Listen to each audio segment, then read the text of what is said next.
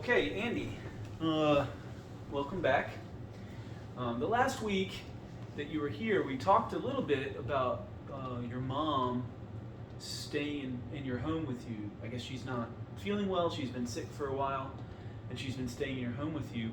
And you mentioned three things that I'd like to talk about, at least one of those things today. You mentioned that you feel some fear about your mom and related to your mom staying in your home and about how sick she is.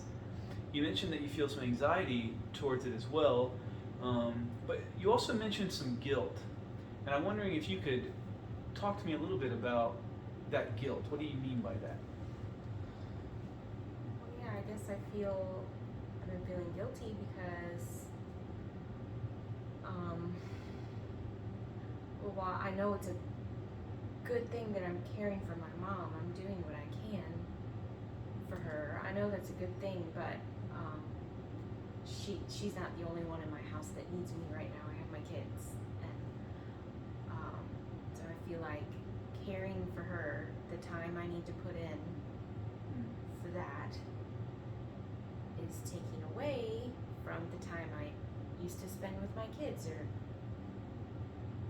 time that I used to spend doing things for them, and there's sometimes where just they're both needy at the same time, and it's, I don't know, sometimes at the end of the day I felt like I've ignored my kids when I've been trying to take care of my mom. So Well, yeah, so you say you ignore your kids. I wonder if you could tell me what you mean by that. Can you give me a specific example of when you ignored your kids? I mean, I'm not intentionally, of course, I'm not intentionally ignoring them, but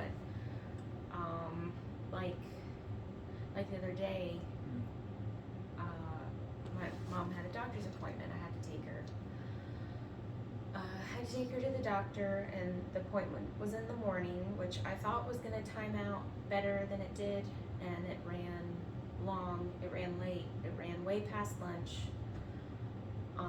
So I wasn't there at lunch. I got home late. The kids were hungry. They were grumpy because I wasn't there to give them what they needed when I was giving mom what she needed.